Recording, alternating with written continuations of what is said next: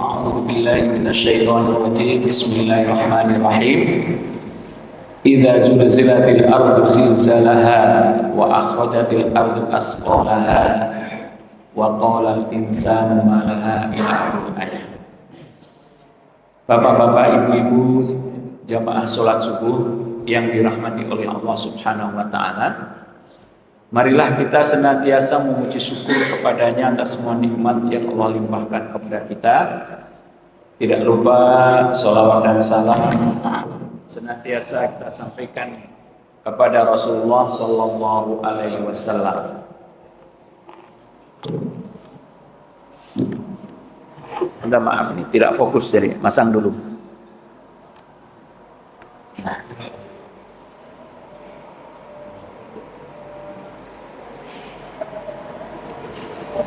Kajian kita pada pagi hari ini adalah tentang tanda-tanda datangnya hari kiamat. Sangat penting sekali untuk kita ketahui karena di dalamnya banyak hikmah, banyak pengajaran, dan banyak juga ilmu pengetahuan yang secara langsung akan bisa kita pahami ketika mengkaji tersebut. Ini adalah yang sesi kedua terkait dengan masalah Dajjal, ya, pendusta besar, tanda-tanda besar datangnya hari kiamat. Hari ini kita akan bicarakan tentang fitnah Dajjal, pengikut Dajjal, dan juga kendaraan yang dipakai Dajjal. Karena Dajjal itu manusia, bukan makhluk halus seperti setan. Tapi dia manusia seperti kita, berarti gerakannya juga gerakan manusia. Di dalam hadisnya dia bisa nanti mendatangi ke semua negeri, berarti seluruh dunia. Nah, kita ini menarik ini nanti bahasan kita. Pertama, Allah Subhanahu wa taala sudah memutuskan bahwa larangan bagi Dajjal dan kendaraannya ketika mengelilingi dunia. Ketika nanti Dajjal muncul, dia akan datang di seluruh dunia, menebarkan fitnahnya. Ada dalam satu hadis ada disebutkan 2 kota yang tidak bisa dimasuki Dajjal. Ada hadis yang lain ada 4 kota. Ini yang menerangkan 2 kota. Dajjal tidak akan masuk Mekah dan Madinah. Ketika Dajjal ini mulai muncul dari Isfahan, sebagaimana kita ceritakan pada bulan yang lalu, dia terus akan menelusuri bumi ke Irak, ke Syam, dan ke semuanya. Tidak ada satu negeri pun melainkan Dajjal akan mampir di tempat tersebut. Nah, ini hadisnya.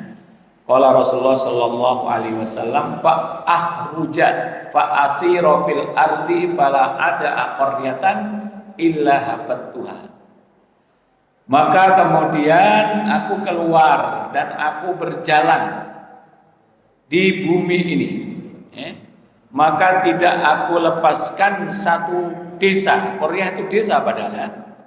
Kota juga bisa, desa juga bisa, tapi umumnya ini Qaryah ini ya kota lah, semi kota semi desa, mungkin kecamatan lah begitu ya. Enggak desa, enggak kota, kecamatan. Tapi kalau kecamatannya di Jakarta mau udah kota ya.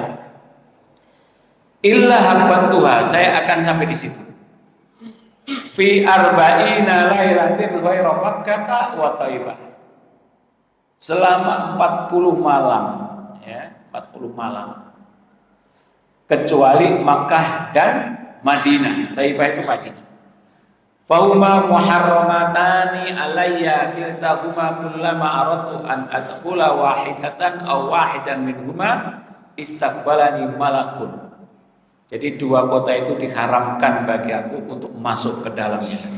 Setiap aku berusaha masuk ke Mekah atau Madinah, di situ dihadang aku oleh malaikat yang memegang biyadiya sayfu sultan, memegang pedang, dihunuskan ke depan begitu, dan kami tidak berani melawannya.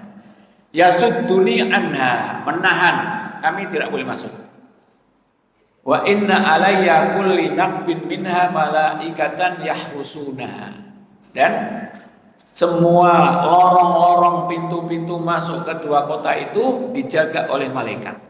Nah, ini dua kota. Nah, ini terjemahannya. Gak usah dibaca ya. Nah, ini yang satu hadis lagi menceritakan ada 4 kota ya, yang tidak bisa dimasuki oleh Dajjal. Qauluhu sallallahu alaihi wasallam wa alamatuhu yanqusu fil ardi arba'ina sobahan. Dan alamatnya Dajjal itu akan tinggal di bumi 40 pagi ya, 40 pagi bahasanya. Tadi malam ya, ini pagi. Ya kalau setiap malam kan ada pagi. Ya. Gak mungkin ada malam saja kan, pagi aja nggak ada. Jadi hadisnya itu saling berkaitan. Ya. Yablugu sultanuhu kullu minha la ya'ti arba'ata masajid. Nah, dia akan berkeliling, akan berkuasa di bumi itu kecuali 4 masjid. Ka'bah wa Masjidil Rasul wal Masjid Aqsa wa Tur, yaitu Mekah, Madinah, Masjid Al-Aqsa dan juga Masjid At-Tur, Masjid Tur Sina, tempat di mana Allah menurunkan kitab Taurat kepada Nabi Musa. Nah, ini hadisnya saling berkaitan. Baik, karena Dajjal ini akan mengelilingi dunia, kira-kira naik kendaraan apa nih? Sebab kalau di hadis itu diceritakan itu himar. Himar itu apa? Keledai. Nah, keledai apa bisa itu sampai mengelilingi dunia? Ya, bahasanya itu keledai. Ya. Kalau ulama zaman dulu sebelum hidup pada zaman sekarang, ya mungkin keledainya sebangsa jin kali, kan terbang gitu kan? Bagaimana? Ya. Nih, keledai Dajjal. Ya. Setelah keluar, Dajjal akan melancarkan aksinya untuk menebar fitnah. Seluruh negeri dilewati kecuali Mekah, Madinah dan 2 masjid yang lain tadi. Akan hidup selama 40 hari, ada yang bilang 40 tahun. Jadi lail atau sofa itu ada mengartikan hari, ada yang tahun. Dilengkapi dengan kendaraan secepat yang sedang terbang di angkasa. Ini keledai Dajjal. Qala Rasulullah sallallahu alaihi wasallam, walahu himarun yarkabuhu arada baina udunai arba'una dira'an. Jadi Dajjal ini memiliki keledai yang ditungganginya, lebar antara 2 telinga 40 hasta. Jadi keledai itu sebetulnya adalah simbol sebuah kendaraan yang akan datang, di mana kalau pada zaman Nabi itu susah untuk diterangkan, diceritakan pesawat gitu, susah. Karena memang nggak ada kepikir sama sekali kayak apa pesawat itu.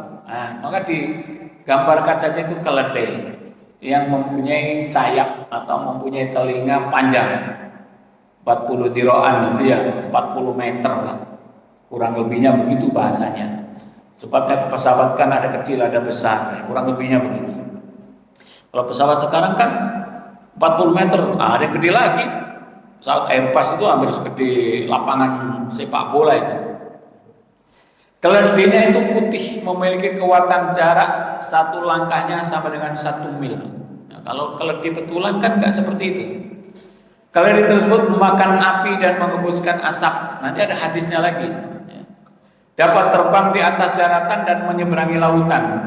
Ya kan keledai nggak bisa. Ini gambarnya adalah pesawat.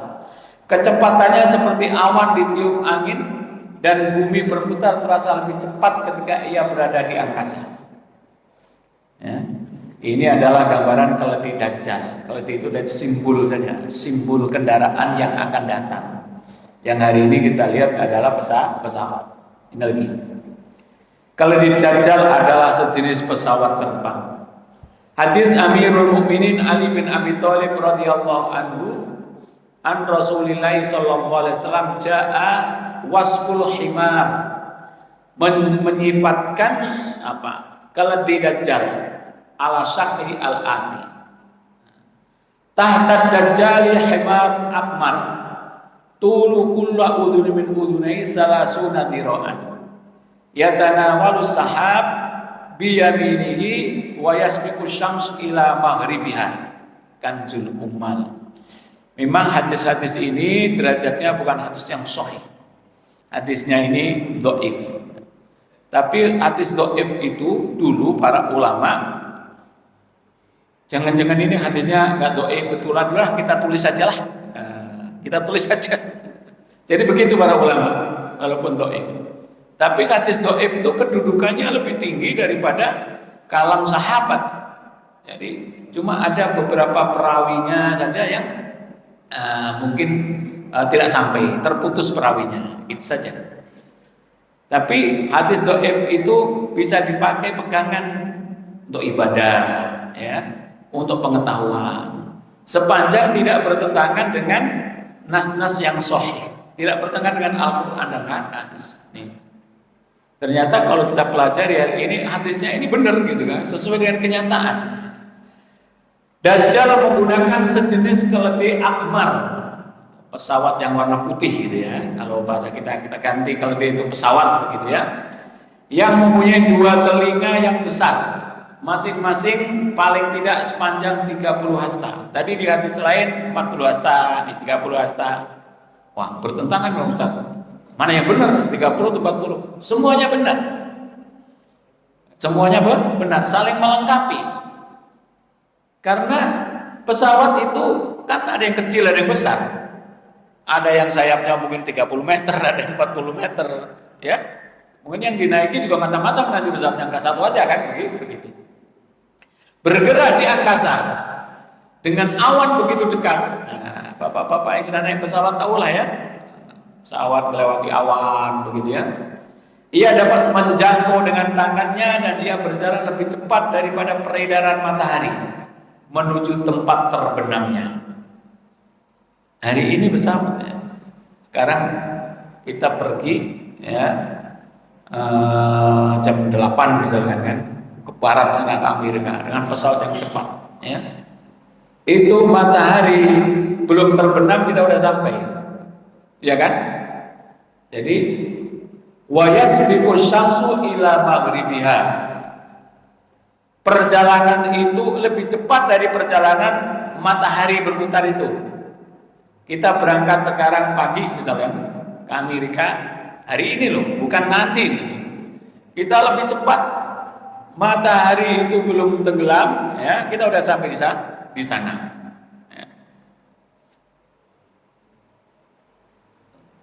Ahmar artinya berwarna sangat putih, berbentuk bulan seperti bulan purnama.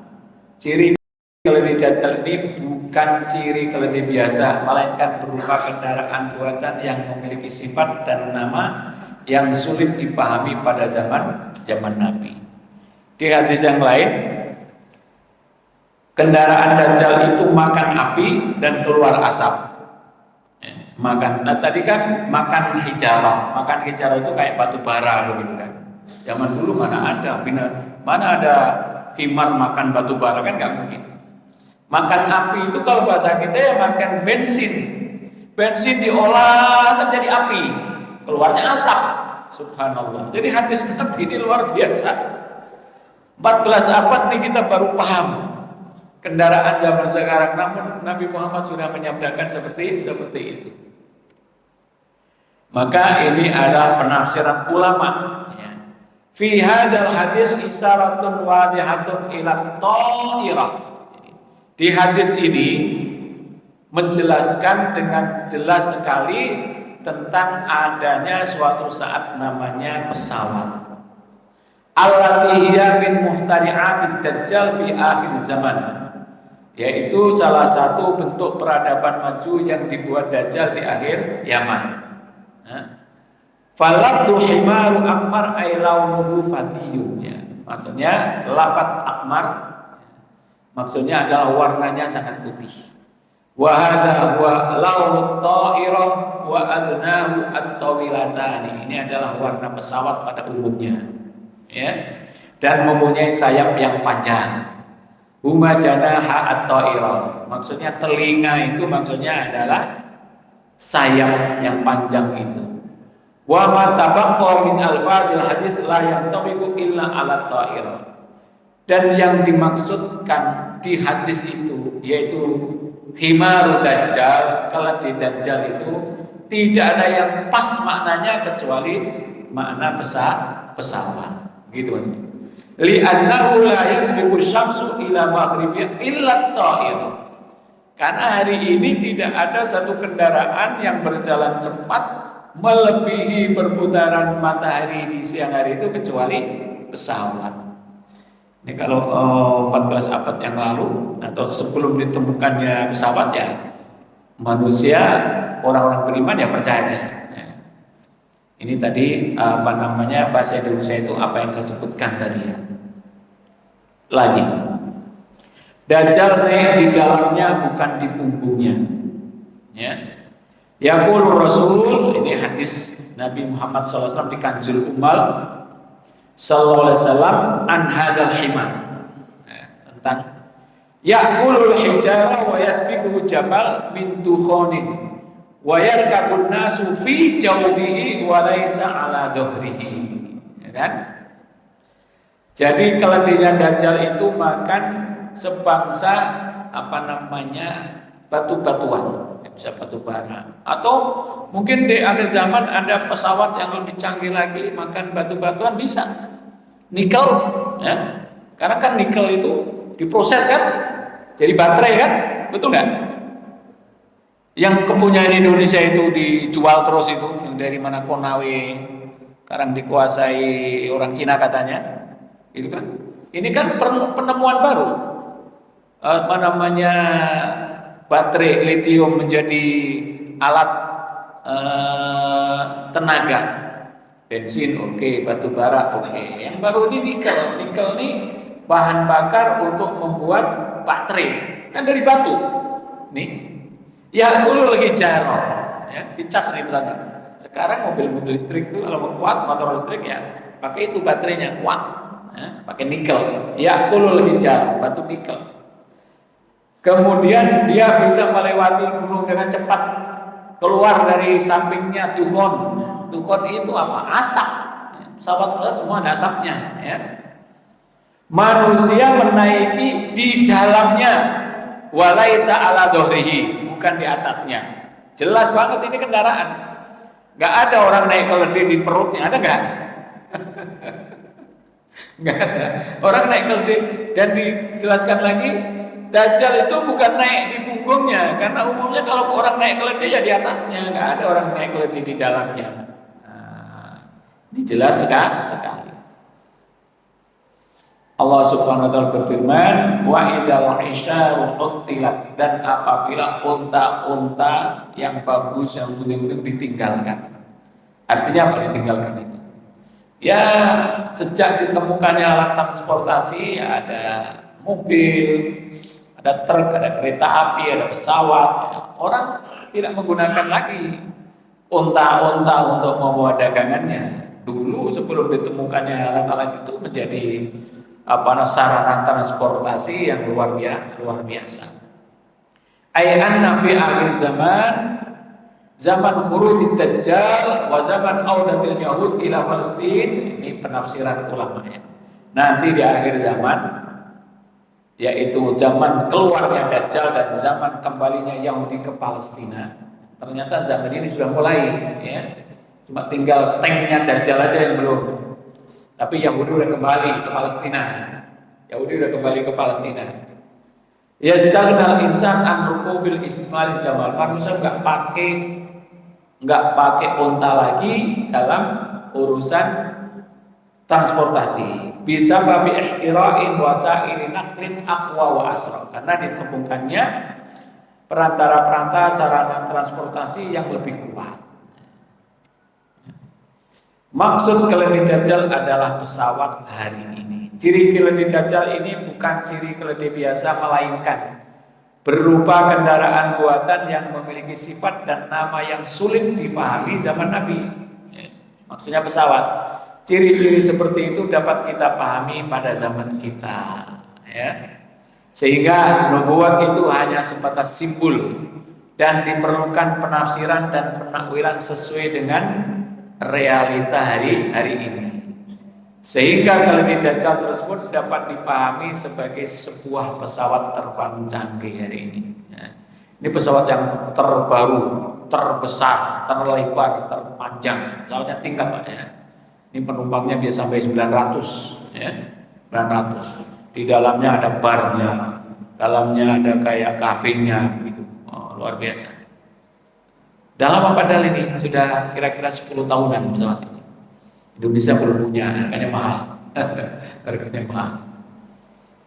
Indonesia pun nggak bisa di darat ini, lapangan terbangnya, kecuali kepepet sekali.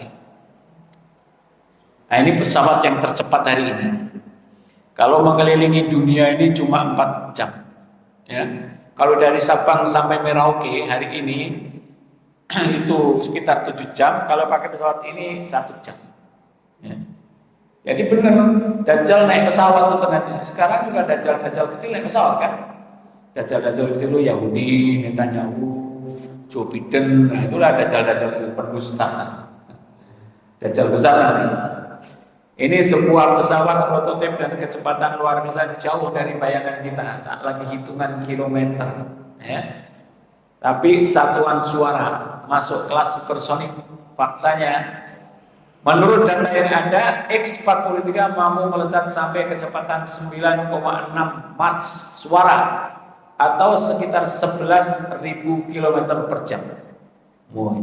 Kalau Bapak pergi haji itu berapa Jeddah itu? Kalau nggak salah sekitar berapa ribu kilometer? 9.000 ya? Ya kalau nggak salah sekitar 9.000. Jadi Bapak pergi haji 1 jam aja, langsung sampai Jeddah. Jadi sholat subuh di sini, berangkat sana nanti sholat zuhurnya udah di sana. Udah umrah, udah tawaf itu. Kalau pesawat ini, ya mungkin ini anak cucu kita lah ya, anak cucu kita lah ya, mungkin dari pesawat yang gede tadi. Sekarang udah, ya.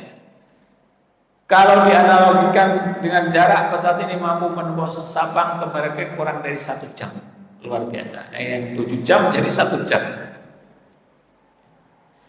Di samping itu Dajjal itu bukan naik pesawat juga, naik kapal juga. Ya. Yahudul bahra la yabluhu wa ihda yadayhi atwal min al-umrah. Fayabluqa'ru fayakhruju al-hitan min man yurid. Ya. Dajjal itu juga naik kapal, mengarungi laut tanpa mencapai pinggangnya, karena kapal ya nggak bisa tenggelam dia. Salah satu tangannya lebih panjang dari yang lain, maka dia mencapai dasar laut dan mengeluarkan ikan-ikan yang diinginkannya. Ini maksudnya adalah perkembangan transportasi laut. Ya. Hadis ini mengacu penemuan kapal-kapal raksasa, ada yang diperuntukkan untuk buru ikan, untuk mengangkut, untuk senang-senang, pelesiran dan lain sebagainya. Jadi hadis Dajjal ini hadis secara tidak langsung menceritakan tentang kemajuan di akhir-akhir zaman yang dicapai manusia. Ya. Sudah diisyarat. Baik. Nah, itu tadi kendaraan yang akan dipakai Dajjal mengelilingi dunia, ya. Karena dia manusia, ya transportasinya transportasi manusia, bukan menggunakan kekuatan jin dan lain sebagainya. Sekarang para pengikut Dajjal, siapa para pengikut Dajjal? Itu orang-orang Yahudi, orang-orang anak-anak pezina, orang Khawarij, dan orang-orang Mongol yang kafir. Itu ada nanti. Baik, pertama orang Yahudi. Ini pengikut. Kenapa orang Yahudi? Jadi orang Yahudi itu dulu yakin betul dengan hadis, dengan kitab Taurat dia, di mana Nabi Musa ini termasuk juga Nabi Isa menerangkan nanti di akhir zaman akan keluar seorang nabi terakhir namanya Nabi Muhammad. Mereka tahu betul. Namun setelah Nabi Muhammad lahir dan diutus oleh Allah Subhanahu wa taala, ternyata mereka tidak mau mengimani. Alasannya karena bukan dari Bani Israel. Ya. Allah Subhanahu wa taala memberikan karunia kepada siapa saja yang dikehendaki. Ya. Kemudian dia menghalangi manusia untuk beriman kepada Muhammad, dan dia menunggu sekali lagi, yaitu menunggu siapa? Menunggu Dajjal. Kalau menunggu Nabi udah nggak mungkin lagi, dia tunggu Dajjal. Maka pengikut utamanya Dajjal itu adalah orang Yahudi. Yatba'ud Dajjal min Yahudi Isbahan sab'una alfan alaihim at-Toyalisa. Nabi Shallallahu Alaihi Wasallam bersabda, Dajjal akan diikuti oleh 70.000 Yahudi dari kota Isfahan, Iran. Ya, memakai toyalisah. Ini hadisnya Sahih Muslim. Hadisnya ini Sahih. Ya. Isfahan adalah kota terbesar Yahudi di Iran dan pusat pembangkit nuklir Iran pada masa itu, Iran. Bagaimana kisahnya Yahudi itu kok bisa banyak di Iran, di Isfahan? Kisahnya panjang. Ya.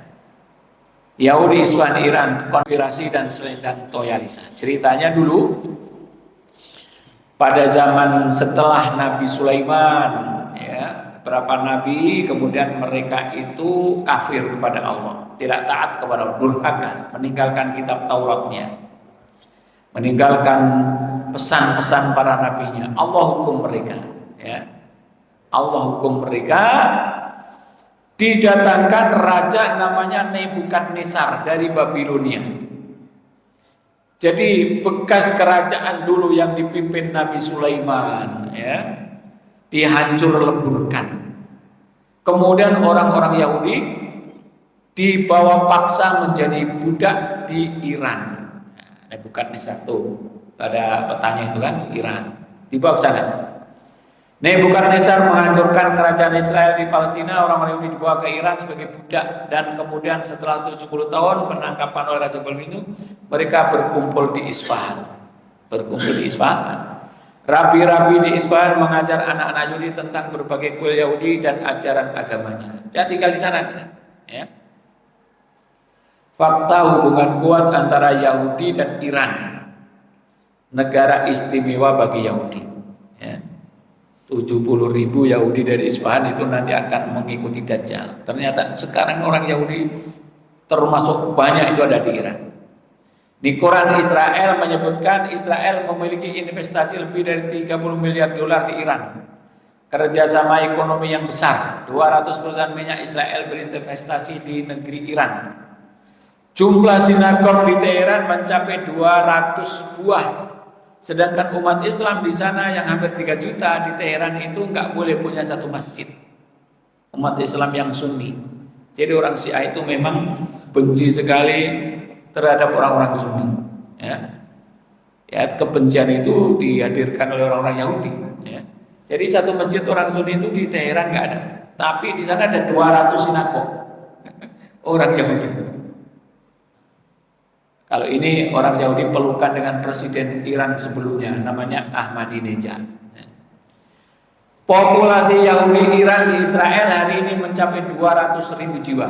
Mereka berpengaruh luas dalam perdagangan, kontraktor, umum, politik, selain pengaruh yang lebih besar dalam kepemimpinan tentara Israel. Mantan presiden Iran Ahmadinejad berasal dari keturunan Yahudi. Ini dikuatkan oleh fakta-fakta yang diungkap oleh ulama Syiah sendiri. Nah, ini orang Syiah dengan Yahudi. Mantan presiden Israel Moshe Katsav juga seorang warga Iran dari Yahudi Isfahan. Memiliki kedekatan intim dengan Ahmadinejad, Khamenei, dan komandan Garda Revolusi. Yahudi di seluruh dunia berziarah ke Iran karena makam Benyamin, adiknya Nabi Yusuf, ada di sana. Nah, itulah ceritanya. Kenapa Yahudi itu banyak di Iran, di Isfahan. Dajjal, Yahudi, Iran, dan Syiah merupakan satu jalinan yang telah diisyaratkan oleh Nabi Muhammad SAW. Nah, ini namanya toyalisah. Ya. Sebangsa kalau kita itu sal. Dan ini sekarang orang Yahudi biasa pakai ini. Yang di Isfahan itu. Alaihim toyalisah sal. Nah, ini tuh. Ini adalah at-toyalisah atau sal. Sebagaimana disabdakan Nabi Muhammad, hari ini Yahudi Isfahan memakainya. Subhanallah. Jadi tanda-tanda pengikut Dajjal. Maka Yahudi sekarang itu memang bercita-cita menyiapkan jalannya bagi Dajjal. Ya? Menyiapkan. Nih itu orang Yahudinya pakai ini. Dalam Mi'yarul Lughah disebutkan toyalis adalah gaun yang dikenakan di bau untuk menutupi badan. Ditenun tidak memiliki sambungan dan jahitan. Rabi Yahudi mengenakan toyalisah. 70.000 Yahudi alaihim toyalisah yang akan mengikuti Dajjal. Jadi pengikutnya sudah lahir, cuma mbahnya yang belum, Dajjalnya. Persiapan. Ini benar pertama, pengikut Dajjal. Namun hari ini ada berita yang menarik, Bapak-bapak perlu saya sampaikan juga. Berita yang luar biasa. Dan alamat kiamat yang kecil juga sudah saya sampaikan. Di antaranya umat Islam akan berperang melawan Yahudi. Hari Sabtu kemarin hari Sabtu ini, beritanya masih hangat ini. Jadi umat Islam yang di Gaza, kan Yahudi ini hampir 1 bulan menistakan Masjidil Aqsa. Bagaimana bentuk penistaannya? Diusir umat Islam di sana, mereka melakukan perayaan-perayaan sambung nyambung sampai 1 bulan. Yang Habakuk lah, yang ini, karena kita nggak pernah baca aja. Jadi umat kita jauh ya. Jadi umat Islam yang di Timur Tengah yang punya iman tinggi ini marah, tapi bagaimana cara marahnya? Ya.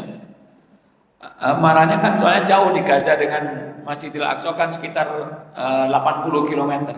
Dan itu terpisah wilayah yang dijajah. Akhirnya perumahan, komplek-komplek perumahan Yahudi yang di dekat perbatasan Gaza, ya, itu diserang oleh pejuang-pejuang Palestina yang di Gaza. Bapak kalau sempat nanti buka YouTube, buka ini. Jadi yang berlarian sekarang semuanya mereka lari ketakutan kayak Yahudi menyerang Palestina. Ratusan tentara Yahudi kalah. Serang pagi-pagi, ya, pagi-pagi mereka nggak siap, diserang pakai udara, darat dan laut. Hebat juga. Pakai udara itu pakai apa? Pakai ini Pak. Pakai apa tuh? Parasit itu, gantole itu apa itu? Tapi tenaganya tenaga motor yang belakangnya dikasih apa namanya paling-paling. Jadi paralayang. Nah, paralayang. Pakai paralayang terjun, namanya pasukan elang katanya. Turun dari atas ditembak-tembakin, serang. Ya. Hari ini kita betul-betul lihat orang Yahudi itu hina yang di perbatasan itu. Hari ini sedang bingung. Netanyahu hari ini katanya pergi Amerika, ngomong dengan Joe Biden ini. Jadi wilayah semua perumahan yang bagus-bagus, tanah-tanah Palestina yang dirampas di Gaza di luar garisnya itu sekarang sudah dikuasai. Gonimah, tank-tank semua militer dibawa ke dalam Gaza.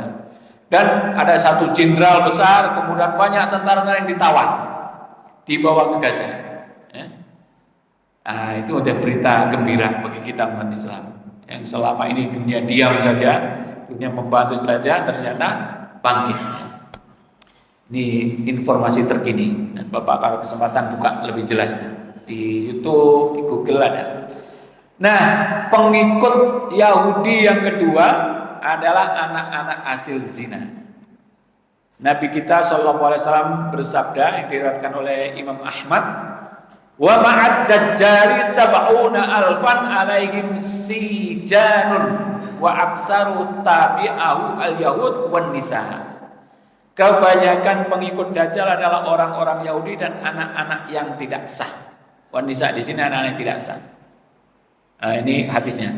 Aksaru ittiba'ud Dajjal al-yahud wa auladul mubisa. Jadi pengikut Dajjal ini orang Yahudi dan anak-anak yang luar nikah. Nah, ini sekali lagi nih. Tadi kan keluarnya dari Iran. Kenapa di Iran banyak anak luar nikah? Kenapa? Banyaknya nikah mut'ah, zina yang dilegalkan. Ya. Di Iran itu ada nikah mut'ah, zina kalau bahasa Indonesia, tapi dilegalkan. Ya, nih. Orang Iran 80% pemuda Iran telah mencoba kawin mut'ah di Iran. Ini surat kabar tahun 2018. Penyebaran nikah mut'ah atau kawin kontrak di Iran terutama di kalangan remaja dan para pemuda, statistik ini menguatkan laporan tentang penyebaran kawin kontrak ini bahwa 84% pemuda Iran telah melakukannya. Coba bayangin aja. 84% ya.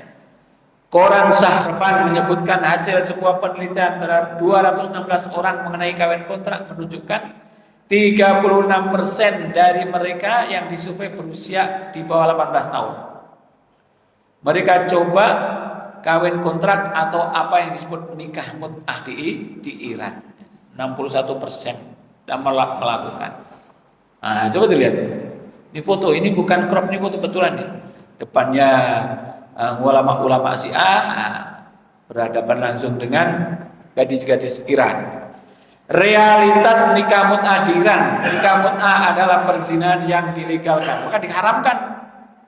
Nabi Muhammad dulu pernah menghalalkan sebentar saja, 1 malam, setelah itu tidak boleh lagi. Ya, jadi ketika waktu itu ada perang, ada sahabat nyangkut, kemudian dia ya ketemu wanita lah begitu, terus tadi kawin nikah mut'ah dibayar begitu. Nah, setelah itu Nabi Muhammad umumkan, setelah perang diumumkan bahwa dilarang nikah mut'ah, tidak boleh lagi. Ya. Nikah mut'ah adalah sebuah bentuk pernikahan yang dibatasi dengan perjanjian waktu dan upah tertentu tanpa memperhatikan perwalian dan saksi. Ya, janji, udah satu minggu aja, gitu kan? Nikahnya satu minggu aja. Nah, upahnya sekian. Kalau 1 tahun, ya sekian. Nggak ada nikah, terus tanpa ada wali dan saksi. Wah, enak banget tuh, nggak ada wali, karena ketemu di jalan aja udah ketemu. Ya kita mut'ah ya 1 minggu ini, ya. Nanti kalau diturunin 1 bulan tambah lagi. Nggak ada saksi, nggak ada wali, itu zina. Kalau nikah kan harus ada saksi, ada wali, dan nggak ada batas waktu, kecuali terjadi perceraian, lain hal. Tapi kan pasti, karena akan menjadi istri kita juga di surga insya Allah. Nah, itu bedanya. Untuk kemudian terjadi perceraian apabila telah habis masa kontraknya tanpa terkait hukum perceraian dan warisan. Sarah Sahih Muslim hadis ini Imam Nawawi. Ini mut'ah dalam Syiah Rafidah. Ya. 2 kesalahan besar telah dilakukan Syiah Rafidah ketika memberikan tinjauan tentang nikah mut'ah. Kesalahan mereka adalah penghalalan nikah mut'ah yang telah diharamkan oleh Allah dan Rasulnya. Ya, dari nikah ini, nikah mut'ah ini lahir anak, nggak sempat prostitusi, nggak semuanya yang mau diprostitusi akhirnya lahir saja, banyaklah anak-anak luar nikah. Nah, itu nantilah yang jadi pengikut Dajjal, subhanallah. Pengikut Dajjal, anak-anak luar nikah, orang-orang Yahudi. Ya. Ini lihat itu kata-kata ulama orang Syiah. Sesungguhnya nikah mut'ah itu adalah agamaku dan agama pendahuluku. Barang siapa mengamalkan, maka dia telah mengamalkan agama kami. Sedangkan barang siapa mengingkarinya, maka dia telah mengingkari agama kami dan meyakini selain agama kami. Ya. Jadi mereka senang. Tapi anehnya, kalau anaknya, ulamanya sendiri itu nggak boleh ini kan mut'ah. Orang lain boleh. Ada kan itu terjadi perdebatan. Saya mau masuk Syiah, saya mau nikah. Oh bagus. Tapi syaratnya yang saya nikah mut'ah itu anaknya ustadznya. Marah dia, marah dia nggak mau. Ternyata dia nggak boleh juga anaknya di mut'ah. Ya. Kalau beragamanya harusnya boleh kan begitu. Nah inilah di Iran banyak nikah mut'ah, lahirlah anak-anak pezina yang akan menjadi pengikut Dajjal kelak. Yang ketiga, orang-orang Khawarij. Orang Khawarij itu orang Islam, pemahamannya salah. Pemahamannya kacau terhadap Al-Qur'an dan hadis Nabi. Mudah hanya mengikut dohir hadisnya atau Al-Qur'an saja. Ini Nabi Muhammad bersabda, yansha'u nasbun yaqra'una al-Qur'ana la yujawizu taraqiyahum kullama kharaja qarnun quti'an. Qala Ibnu Umar sami'tu Rasulullah sallallahu alaihi wasallam yaqul kullama kharaja qarnun quti'an aksar min 20 marrah hatta yahruja fi iradihim ad-dajjal. Akan muncul sekelompok pemuda yang pandai membaca Al-Quran, namun bacaan tersebut tidak melewati kerongkongan. Ya. Jadi ilmunya tidak ada. Setiap kali muncul sekelompok dari mereka pasti tertumpas. Ibnu Umar berkata, saya mendengar Rasulullah mengulangi kalimat, setiap kali muncul sekelompok dari mereka pasti tertumpas. Lebih dari 20 kali. Kemudian baginda berkata, hingga muncullah Dajjal dalam barisan pasukan mereka. Jadi kaum Khawarij ini, kalau kita belajar aliran-aliran Islam, termasuk aliran yang pertama kali muncul di dunia Islam, Khawarij ini. Ya. Dulu pada zaman Khalifah Ali bin Abi Thalib, bahkan belum lagi itu pada zaman Khalifah Utsman, ya, mereka lah yang membunuh Khalifah Utsman. Coba bayangin, Khalifah Utsman itu dibunuh yang dalam bicara orang Khawarij. Nah, ini kisahnya kebaca. Itu aja intinya. Bahkan dimulai benih-benihnya ada pada zaman Nabi dulu. Nabi membagi ghanimah kepada orang-orang yang baru masuk Islam. Ya, kalau bahasa kita namanya mu'alaf. Tokoh-tokoh Quraisy dibagi ada 100 ekor kambing, ini 100 banyak. Sementara ada orang-orang Ansor sendiri dan sebagainya nggak dikasih. Ada orang yang datang namanya Dzul Khuwaisirah. Ya Muhammad adil. Ya Muhammad adil lah kamu kalau bagi-bagi. Jangan seenak perut kamu sendiri, istilahnya begitu. Ini kamu kasih sekian, ini nggak sekian. Jadi apa yang dilakukan Rasul itu dicela. Umar langsung naik pitam, ya Rasulullah izinkan saya, penggal saja orang itu. Masa menyangka Anda, istilahnya kan? Menyangka Anda. Rasulullah menjawab begini, laulam adil, faman ya'dil. Kalau aku ini tidak berbuat adil, siapa lagi yang akan berlaku adil? Orang waris ini nggak paham nih, ini mbahnya yang menurunkan orang waris. Rasulullah dengan membagi-bagi itu supaya hati mereka senang dengan Islam, bahwa kalau masuk Islam itu ternyata nggak jadi miskin, baik, Muhammad memberi kita itu banyak. Itu maksudnya. Kalau kalian orang-orang Muhajirin, orang Ansor ini sudah kuat imannya, harta ini tidak seberapa. Orang puas itu nggak paham. Jadi Rasulullah jadi celah. Maka ketika Umar mengatakan jangan, karena minti diihada, dari keturunan dia orang-orang seperti ini nanti akan lahir di mana mereka membaca Al-Quran meremehkan bacaan kita, mereka sholat meremehkan sholat kita. Seakan-akan dia sholatnya itu lebih khusyuk, baca Al-Qurannya lebih bagus, padahal bacaan Qurannya itu tidak melewati kerongkongan, artinya nggak sampai masuk dalam hati. Ya. Ditambah lagi Nabi bersabda, yang rohuna minad din, minal Islam, mereka keluar daripada Islam ibarat keluarnya anak panah dari busurnya, ya, cepat sekali. Nah itu orang-orang Khawarij. Setiap muncul mereka akan tertumpah, setiap muncul mereka akan. Jadi sepanjang zaman Nabi Muhammad sampai hari ini sudah banyak Khawarij. Bahkan Nabi mengatakan sampai 20 kali. Itu berarti banyak dalam zaman itu ada. Yaitu umat Islam yang mempunyai pemahaman salah yang tentang Al-Quran yang menurut mereka itu benar. Contoh pemahaman salah itu begini, sama-sama orang Islam itu dikafirkan. Kan nggak boleh mengkafirkan. Kalau zaman Ali, dia mengkafirkan Ali. Ali sudah kafir. Coba bayangin. Ali bin Abi Thalib, menantu Nabi, anak yang pertama masuk Islam, masa dikafirkan? Apa alasannya katanya? Sebab Ali ini menerima hukum buatan manusia.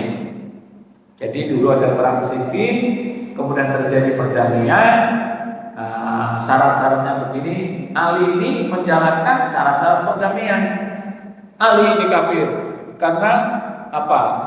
Mengikuti peraturan manusia. Harusnya inil hukmu illa lillah, tidak ada hukum kecuali dari Allah katanya.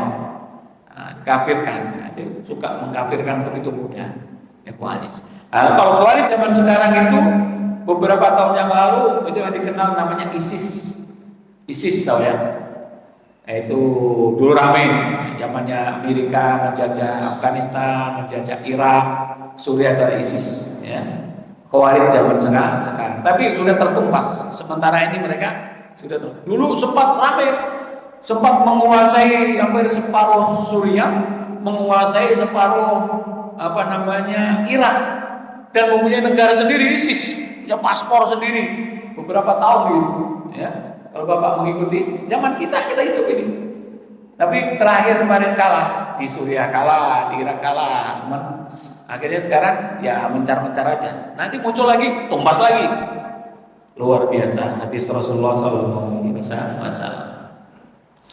La yazaluna yakhrujuna hatta yakhruja akhiruhum ma'al masih ad-dajjal. Hadis riwayat Imam Nasai, ya. Senantiasa orang-orang Khawarij itu akan muncul, akan ada, la yazal itu senantiasa, hingga terakhir munculnya mereka bersama dengan Dajjal. Ini menunjukkan jelas-jelas bahwa Khawarij itu adalah aliran yang sesat, karena terakhirnya aja bersama Dajjal. Kalau terakhirnya bersama Nabi Isa alaihissalam, ya benar. Ya, cepat nanti, pekan depan insyaallah, bulan depan kita akan terakhir alamat dari kiamat, yaitu matinya Dajjal, turunnya Nabi Isa alaihissalam, dan matinya Dajjal. Itu nggak cukup waktunya kalau hari ini, insyaallah itu bulan depan. Yang keempat, orang-orang Mongol. Saya kasih tahu ini Cina, tanda tanya, karena Mongol itu memang ada di sana. Kalau dari hadisnya itu bukan Mongol, bangsa Turki.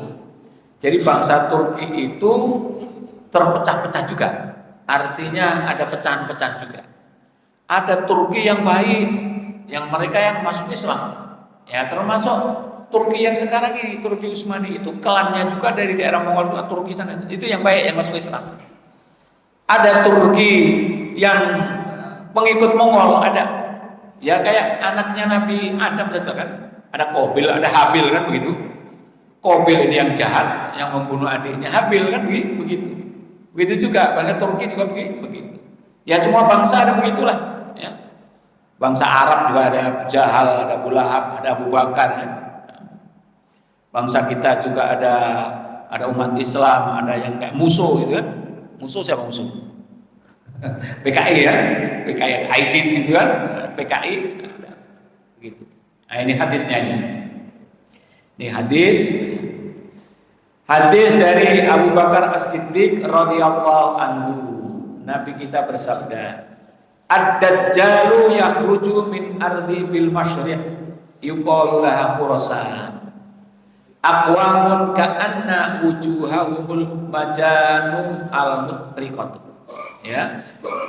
Dajjal itu keluar dari bumi sebelah Masyriq. Ini salah terjemahnya, ini barat nih. Sebetulnya timur ini ya. Masyriq itu timur, maghrib baru barat. Ini terjemahnya salah. Enggak saya cek ini. Sebelah timur yang disebut Khurasan. Ini sudah kita ceritakan ya. Khurasan, dari Khurasan turun ke Isfahan, ya daerah situlah ya. Dajjal akan diikuti oleh kaum yang wajah mereka seperti tameng yang dilapisi kulit, kata Ibnu Katsir. Ya. Nampaknya wallahu a'lam, mereka adalah bangsa Turki atau Cina yang menjadi penolong Dajjal nantinya. Kalau kita perhatikan kan hari ini juga kita lihat Cina secara umum ini kan komunis ya. Komunis Cina secara umum. Negaranya kan negara komunis. Rakyatnya berapa? Hampir 2 miliar ya. Umat Islamnya tidak seberapa, Kristen tidak seberapa, ya. Atasnya itu. Yang menunjukkan pula bahwa pengikut Dajjal adalah orang non-Arab dapat dilihat dari 2 riwayat berikut. Nah, ini maksudnya itu Dajjal. Mukanya kan kayak tameng begitu rata, sipit-sipit begitu. Nah, ini hadisnya jelas lagi diriwayatkan Imam Muslim ini ya. La taqumu as-sa'atu hatta yuqatilal muslimuna turka qauman wujuhun kal majani al-mutraqati yalbasuna asy-sya'ra wa yamshuna fis-sa'ari. Ya. Tidak akan terjadi hari kiamat hingga kaum muslimin memerangi bangsa Turki. Tentunya bangsa Turki yang kafir ya. Bukan bangsa Turki yang muslim. Karena bangsa Turki yang muslim justru membela Islam ya. Bangsa Turki Utsmani 6 abad ya. Menjadi kekhalifahan Islam luar biasa. Ini bangsa Turki yang kafir ini ya. Yaitu kaum di mana wajah-wajah mereka seperti tameng yang dilapisi kulit ya. Mereka memakai pakaian yang terbuat dari bulu dan berjalan dengan sandal yang terbuat dari bulu ya. Kalau kita kan sandalnya nggak ditutup bulu, biasa aja ya. Kemudian pakaiannya nggak berbulu juga, pakainya biasa. Pakaian bulu ini kan orang-orang yang dingin sana, daerah Mongol. Ini luar biasa. Hadis-hadis ini relevan sekali kalau kita baca sekarang. Kalau zaman dulu ya belum ya. Nah inilah 4 dari pengikut Dajjal. Yang Yahudi, orang Khawarij, anak-anak hasil zina, dan orang-orang Mongol yang kafir. Orang-orang Mongol atau Turki yang kafir. Enggak disebut orang Indonesia ya alhamdulillah enggak ada. Bangsa kita enggak disebut. Hadisnya orang Turki ya. Jadi kita ini umat Islam yang sahih semua, amin ya rabbal alamin. Alhamdulillah. Di akhir zaman kita agak sebut di sini. Nah, bagaimana kita berlindung dari fitnah Dajjal? Ini terakhir nih. Terakhir sudah suruh ya. Atau sudah suruh? Sudah ya? Kalau begitu ya kita tunggu saja kalau sudah suruh. Kita sambung di bulan depan. Bulan depan insya Allah berlindung dari Dajjal, turunnya Nabi Isa dan matinya Dajjal. Jadi selesailah pembahasan kita terkait dengan Dajjal dan Nabi Isa insya Allah. Bapak-bapak, ibu-ibu yang dimuliakan oleh Allah Subhanahu wa taala, demikianlah kajian kita terkait dengan tanda-tanda datangnya hari kiamat yang ternyata hari ini juga sangat terkait sekali dengan pengetahuan kita. Semoga yang kita sampaikan ini memberikan kemanfaatan bagi kita semua. Kita tutup dengan bacaan tasbih subhanallahumma wa bihamdika asyhadu an la ilaha illa anta astaghfiruka wa atubu ilaik. Assalamualaikum warahmatullahi wabarakatuh.